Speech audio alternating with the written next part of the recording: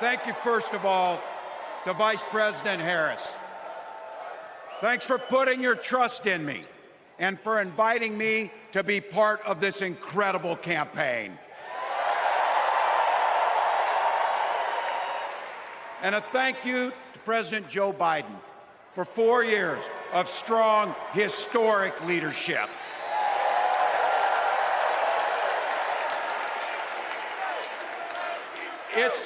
It's the honor of my life to accept your nomination for Vice President of the United States.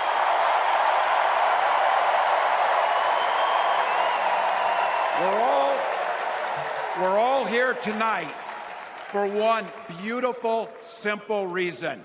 We love this country. So thank you to all of you here in Chicago and all of you watching at home tonight. Thank you for your passion. Thank you for your determination. And most of all, thank you for bringing the joy to this fight.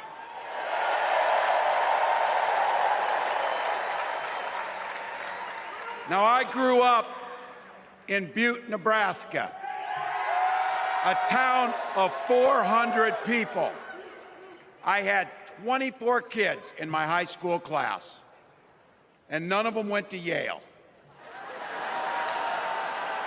But I'll tell you what, growing up in a small town like that, you learn how to take care of each other. That family down the road, they may not think like you do. They may not pray like you do. They may not love like you do, but they're your neighbors. And you look out for them, and they look out for you.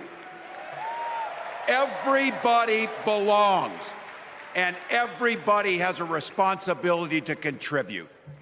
For me, it was serving in the Army National Guard. I joined up 2 days after my 17th birthday, and I proudly wore our nation's uniform for 24 years. My dad, a Korean War era Army veteran, died of lung cancer a couple years later. He left behind a mountain of medical debt. Thank God for Social Security survivor benefits. And thank God for the GI Bill that allowed my dad and me to go to college, and millions of other Americans. Eventually, like the rest of my family, I fell in love with teaching. Three out of 4 of us married teachers. I wound up teaching social studies and coaching football at Mankato West High School. Go Scarlets! We ran a 44 defense. We played through to the whistle on every single play, and we even won a state championship. Never closed the yearbook, people. But it was those players and my students who inspired me to run for Congress. They saw in me what I had hoped to instill in them, a commitment to the common good, an understanding that we're all in this together, and the belief that a single person can make a real difference for their neighbors. So there I was, a 40-something high school teacher with little kids, 0 political experience, and no money, running in a deep red district. But you know what?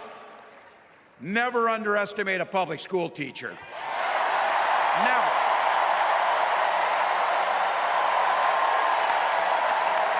I represented my neighbors in Congress for 12 years, and I learned an awful lot. I learned how to work across the aisle on issues like growing the rural economies and taking care of veterans. And I learned how to compromise without compromising my values. Then I came back to serve as governor, and we got right to work making a difference in our neighbors' lives. We cut taxes for the middle class. We passed paid family and medical leave. We invested in fighting crime and affordable housing. We cut the cost of prescription drugs and helped people escape the kind of medical debt that nearly sank my family. And we made sure that every kid in our state gets breakfast and lunch every day. So while other states were banning books from their schools, we were banishing hunger from ours.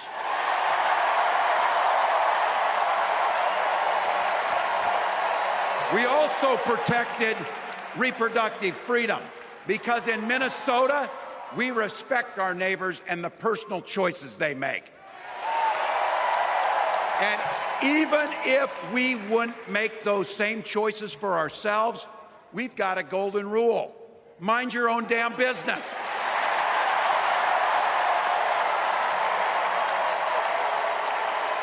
And that includes IVF and fertility treatments.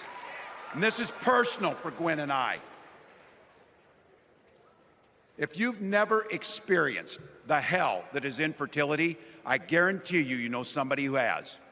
And I can remember praying each night for a phone call, the pit in your stomach when the phone had rang, and the absolute agony when we heard the treatments hadn't worked.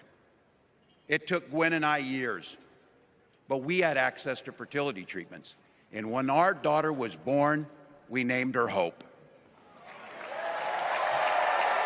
Hope, Gus, and Gwen, you are my entire world, and I love you.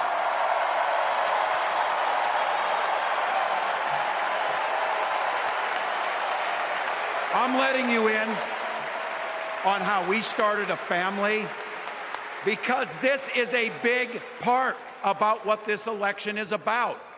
Freedom.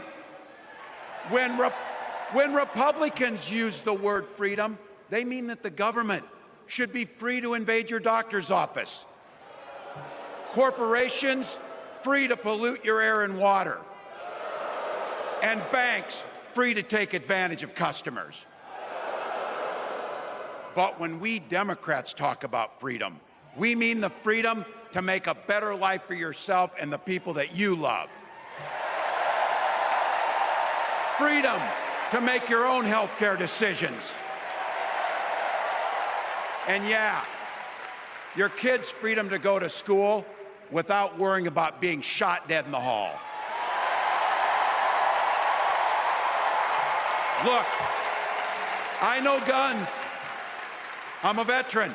I'm a hunter. And I was a better shot than most Republicans in Congress, and I got the trophies to prove it. But I'm also a dad. I believe in the Second Amendment, but I also believe our first responsibility is to keep our kids safe.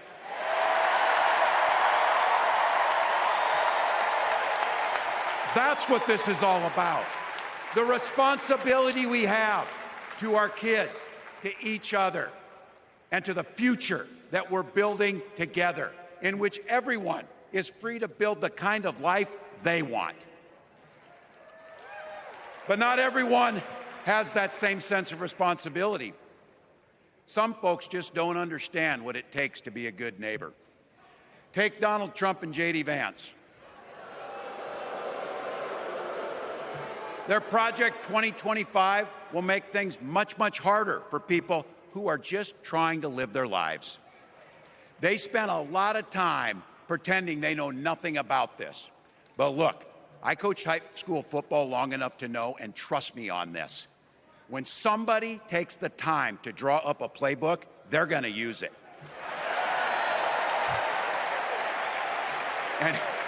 And we know if these guys get back in the White House, they'll start jacking up the costs on the middle class, they'll repeal the Affordable Care Act, they'll gut Social Security and Medicare, and they will ban abortion across this country with or without Congress. Here's the thing, it's an agenda nobody asked for. It's an agenda that serves nobody except the richest and the most extreme amongst us. And it's an agenda that does nothing for our neighbors in need. Is it weird? Absolutely. Absolutely. But it's also wrong, and it's dangerous. It's not just me saying so. It's Trump's own people. They were with him for 4 years.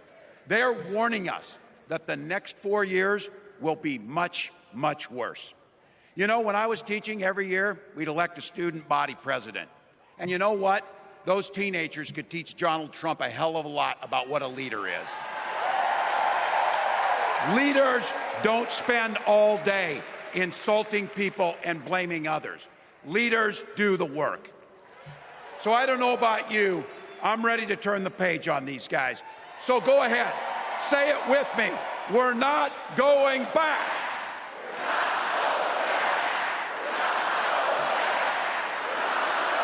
We've got something better to offer the American people.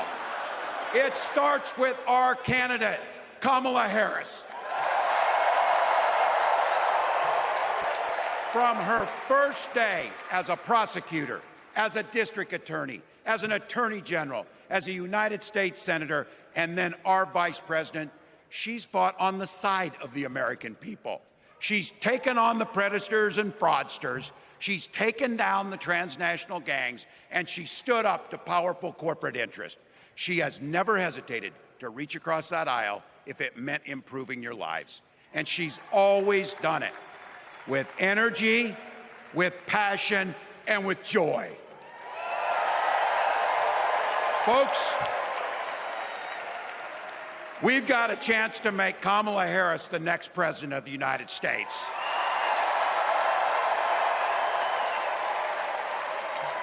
But I think we owe it to the American people to tell them exactly what she'd do as president before we ask them for their votes.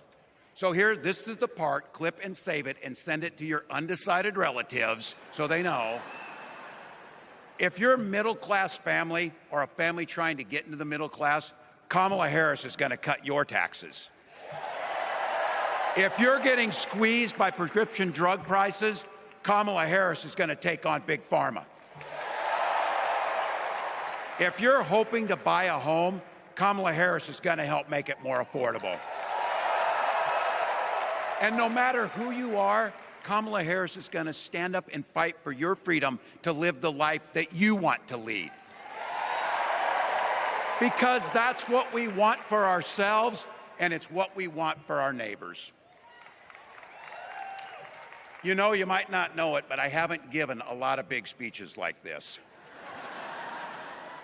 But I have given a lot of pep talks. So let me finish with this, team. It's the fourth quarter. We're down a field goal, but we're on offense and we've got the ball. We're driving down the field. And boy, do we have the right team. Kamala Harris is tough. Kamala Harris is experienced, and Kamala Harris is ready. Our job for everyone watching is to get in the trenches and do the blocking and tackling. 1 inch at a time, 1 yard at a time, 1 phone call at a time, 1 door knock at a time, 1 $5 donation at a time. Look, we got 76 days. That's nothing. There'll be time to sleep when you're dead. We're going to leave it on the field. That's how we'll keep moving forward. That's how we'll turn the page on Donald Trump. That's how we'll build a country where workers come first. Healthcare and housing are human rights. And the government stays the hell out of your bedroom.